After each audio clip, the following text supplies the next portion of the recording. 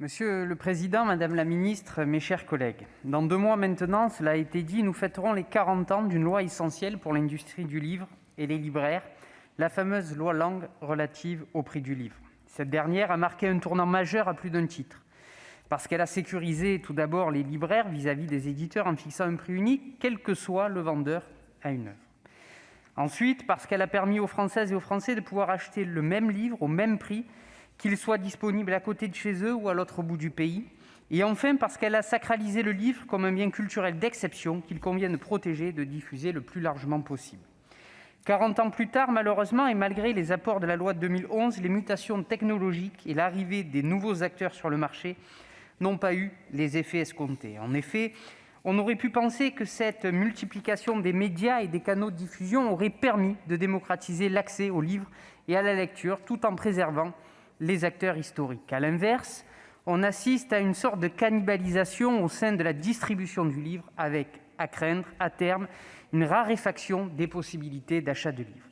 Ce qui est en jeu ici, et je salue le travail de notre collègue Laure Darcos, c'est la préservation des librairies indépendantes vis-à-vis des géants du net, la préservation du patrimoine culturel de la France et la protection des auteurs, soit 3 chantiers sur lesquels il y a urgence. L'arrivée dans le secteur des géants du net, mais aussi le déploiement numérique des grandes chaînes culturelles comme Darty, la Fnac, met sous pression les librairies. Ces dernières, qui pâtissent d'une rentabilité nette extrêmement faible, sont pourtant des cœurs de ville essentiels aux communes et à la culture. C'est d'ailleurs ce que notait le Conseil d'État dans son avis. Les 3 300 librairies indépendantes et leurs 13 000 salariés sont une part essentielle de l'exception et de la diversité culturelle française. L'accord permettant à Amazon d'expédier ses livres à 1 centime de frais de port tient d'une logique de captation. Profiter de son ampleur pour imposer des conditions sur lesquelles les libraires, même en réseau, ne pourront pas s'aligner. C'est déjà le cas, mais ça ne pourra que s'amplifier faute de régulation. Certains Français n'auront plus d'autre choix que de commander leurs livres en ligne. De la même manière, la confusion entretenue entre livre neuf et livre d'occasion ou livre en état neuf font partie d'une stratégie d'évitement de la loi. Rien de neuf sous le soleil, vous me direz, pour ces géants d'Internet qui ont décidé depuis des années que leur loi était la bonne. Ce n'est d'ailleurs pas un hasard si Amazon veut imposer en matière de livres numériques son prix unique. Ainsi, sur Kindle, ce serait l'entreprise de Seattle qui fixerait son prix et plus les éditeurs. Comme il ne peut y avoir de livres sans auteur, cette proposition de loi veut aussi sécuriser leur position.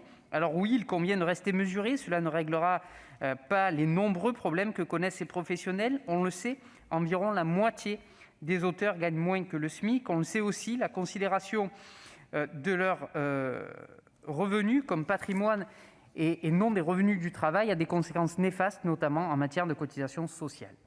Si cette proposition de loi ne répond pas à ces problématiques structurelles, qui demanderaient en réalité une réforme de plus grande ampleur, elle va néanmoins dans le bon sens. Elle permet de rééquilibrer le rapport entre éditeurs et auteurs.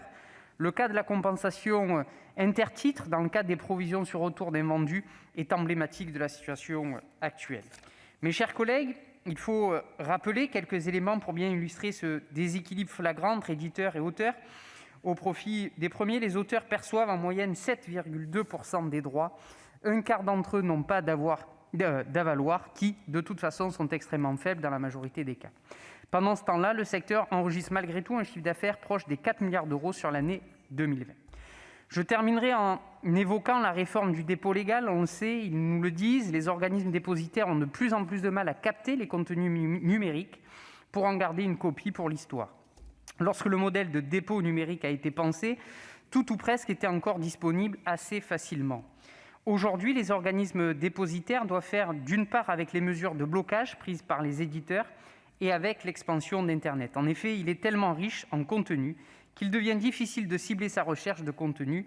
De la conservation, nous sommes passés à l'instantanéité.